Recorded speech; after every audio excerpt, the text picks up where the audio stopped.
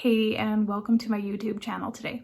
On my channel I do wood science, DIYs, and thrift flips and whatever other kind of fun craft might be going around the crafting world and I want to try it out. I'm going to add it to my list and share it here with you guys.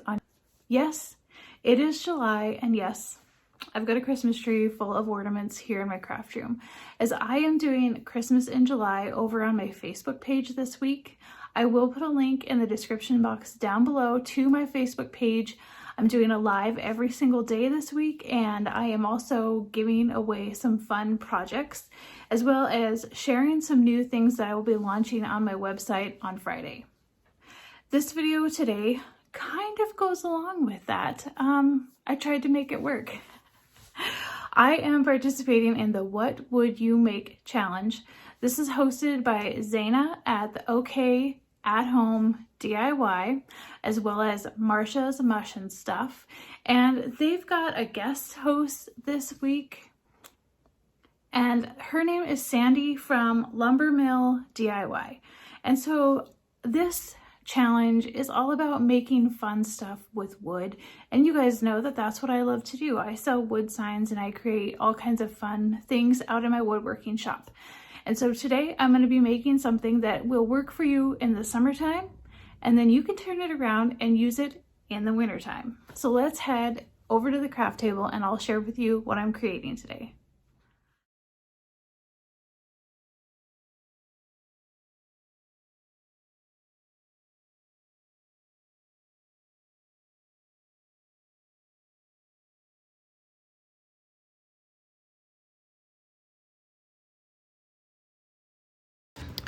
So here are the pieces of wood that I'm using. I've got the measurements up here. This is just a 1x4 pine wood board that I've cut down.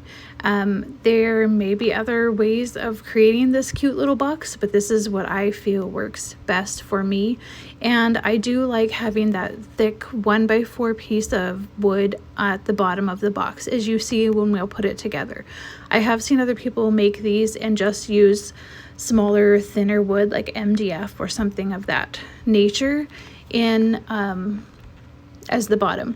But for what I'm using, I really want it to be sturdy, so I'm using the 1x12s that is going to be the 1x4s that are 12 inches long that are going to be the two sides at the bottom.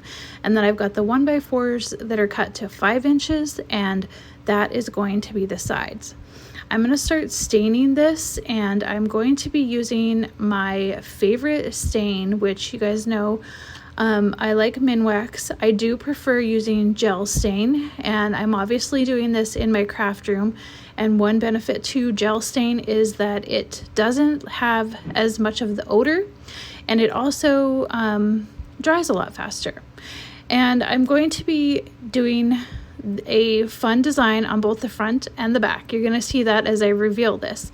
Now, I created this design in Cricut Design Space, but you guys, I have created in SVG. This is my very first SVG that I have created. So if you want something very similar to this, I did change it up because the images that I used on this were from Design Space.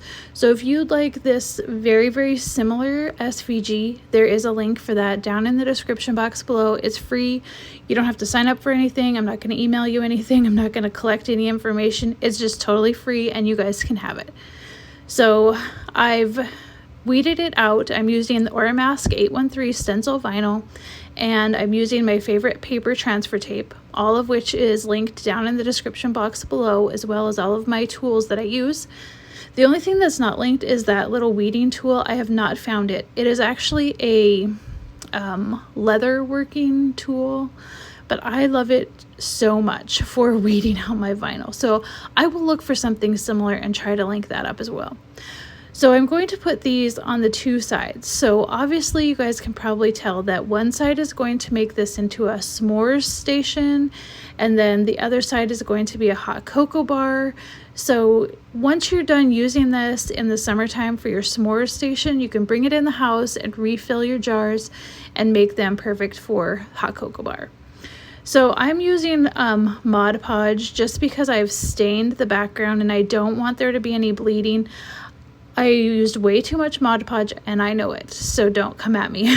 I figured it out as soon as I started brushing it on. So this is just going to help with the bleeding. Now, if I had painted the background in any way, shape, or form, I would have just used that color instead of the Mod Podge.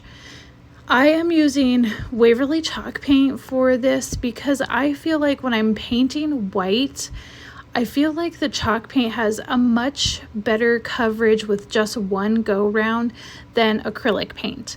Normally I like to add acrylic paint to my signs and stuff like that, but when it comes to white, I've just found that chalk paint has such a thicker coverage and you don't have to do as many applications because, ladies, ain't nobody got time for that, all right?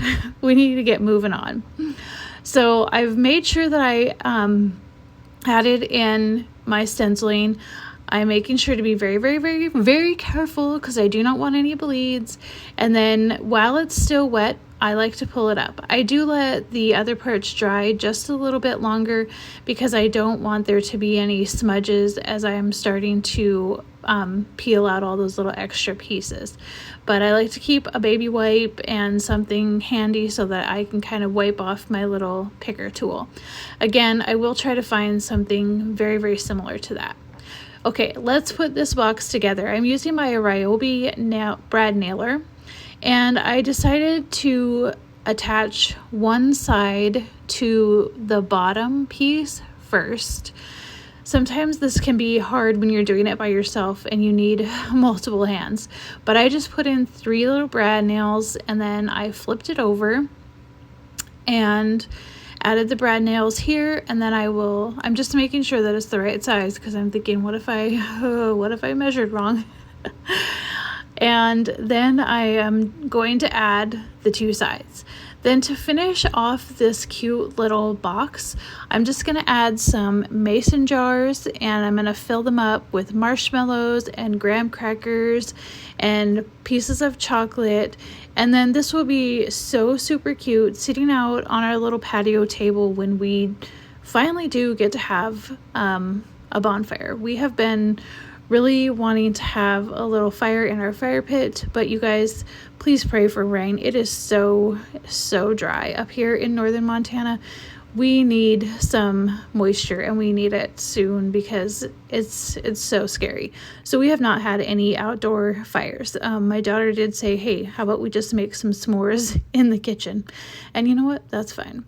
But then the fun part about this is we can bring it back in and flip it around, clean out the jars, and add in some goodies for s'more or for hot cocoa when winter time comes around. So obviously I wasn't prepared and I didn't have any candy canes, nor could I find any. I hope you enjoyed today's project. If so, I would love it if you would follow me, subscribe, and hit that little bell for future notifications for all of my fun videos. And make sure you check out all of my other social media platforms. And if you would love to visit my website, don't forget you can get that free SVG over